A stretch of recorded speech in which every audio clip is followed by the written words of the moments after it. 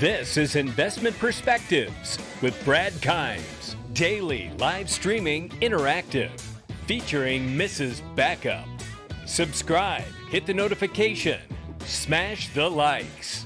Now, here's Backup Brad Kimes. Come on in. Welcome back to Investment Perspectives, everybody. Hit the like and subscribe for us on your way in. You can follow us at Backup Bradley at the top of the page. I just wanted to show and start off with the stock market today. It's made a little bit of a bounce. We're back up 200 plus points. We've had two terrible days, and head on a swivel, it's not just for crypto. Apparently, it's the traditional stock markets these days, too. Okay, so the main reason for making this video is I wanted to touch on a few things. One is that we have seen some terrible downfall in the market for the Dow. The last 2 days, the day before yesterday, we had 1,000 plus points down. Yesterday, 800 plus, at one point 900 plus, and this morning opening up at 200 plus. Now, will it hold for the rest of the day? We don't know. But here's what I do know. Just like the repo markets for the banks. For those that don't know, the repo markets are basically where banks go to borrow from one another overnight in order to get their books right by the next business day. There's been a huge liquidity gap in the repo markets because the banks that have excess cash do not want to lend to the banks that have a shortfall in cash. So over the last almost year now, if not just less than, but the Federal Reserve has had to interject into that market and inject tens of billions over each night into that market to be able to make the banks whole that have a shortfall.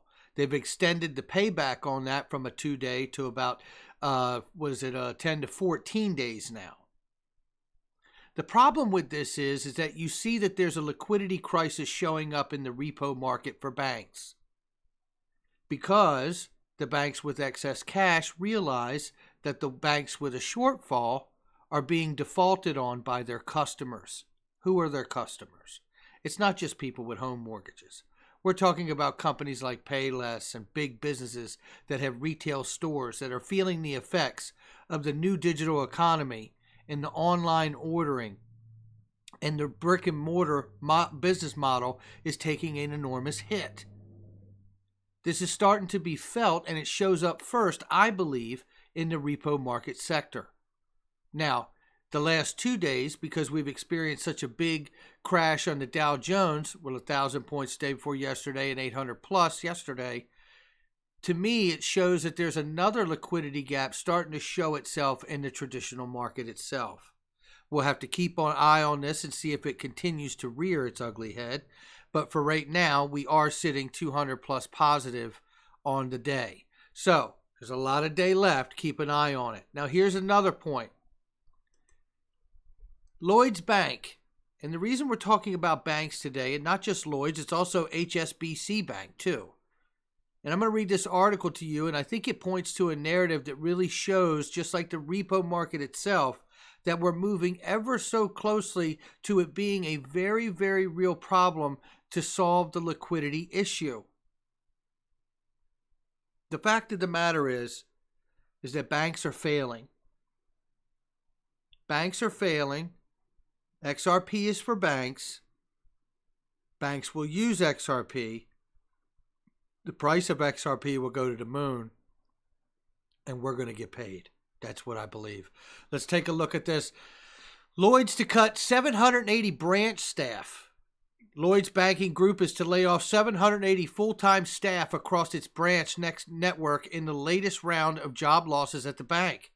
The latest call of UK branch staff comes within weeks of Lloyd's announcing plans to close 56 branches across the UK later this year, resulting in a loss of around 80 jobs. The bank says the latest round of cuts will not coincide with further site closures. Among the roles to go are customer advisors, banking consultants, and branch managers. Now listen to this next part. The news comes just a day after HSBC announced plans to close another 27 UK branches this year. In response to a dramatic fall off in customer visits in the face of digital alternatives? There's your answer. The closures will see HSBC's UK branch network reduced to 594, still the largest in the country, around 50 jobs at risk.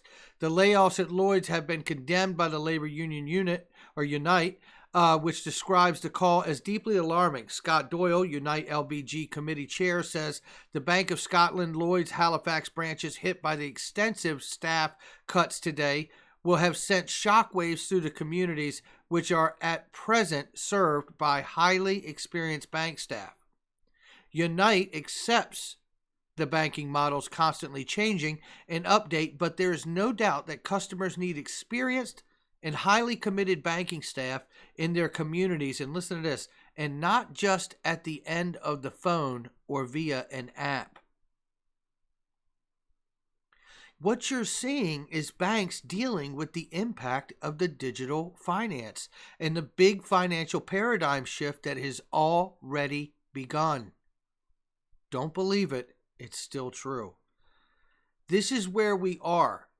First, it shows up in the repo market in the banking sector, right? Now we're seeing them talk about the fact that they are having to pivot because of digital alternatives. And then they're making the claim from the union side of things that we can't just have this be the customer working with the banking, their own banking on their own phone and on an app.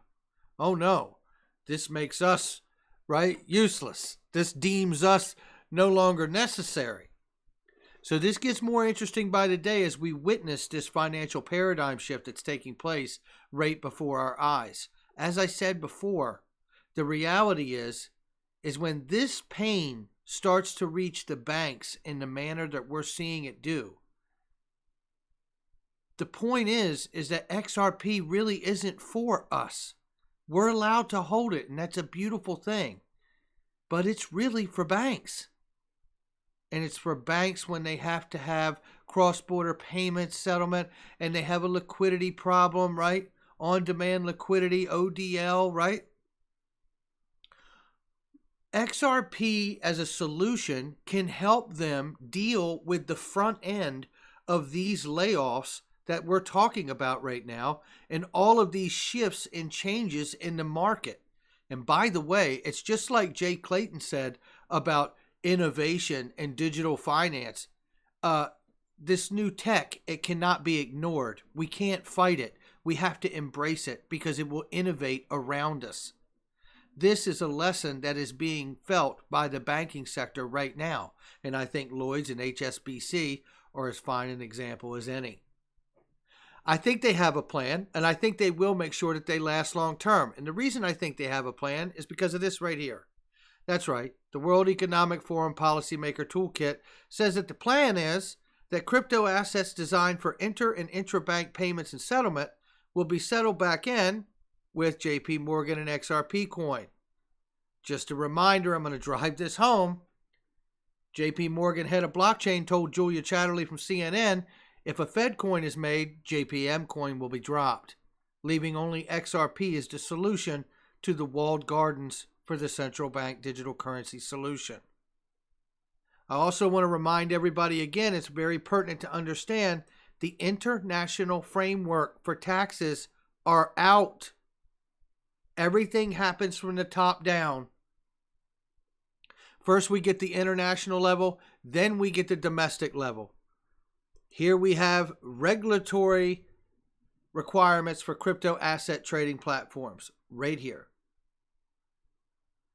On this day, knowing that we have international guidelines and regulations that have been crafted already for the space, for the banks and the crypto exchanges alike, it's not going to be long, I believe, before we see a solution be put into place and into action, because I believe it's already been chosen, and that choice is XRP, possibly JP Morgan coin. But I do believe the Fed will make their own coin, as Christopher Giancarlo stated that he is working on that now for the Fed. So, as that is, this is where we are on this day. Banks will use XRP. You're looking at it right in front of your face. There's no doubt about it. This isn't guessing. This isn't us hyping up a tree. But as we look at the price right now, which happens to be, let's take a look, because I know that the price is down, right? Let's just get a look at this really quickly. 23 cents per XRP. The whole market is down. But I can tell you, and this is not financial advice, but I can tell you when I see these prices at this level and I realize that this is what they discussed in the framework that they put together at the World Economic Forum, ask me if I care what the price is. Oh, I care what the price is because it just means I can get more XRP. All right, guys, that's going to do it for me. Hit the like and subscribe. I will catch you on the next one. Thank you for tuning in. We'll see you next time.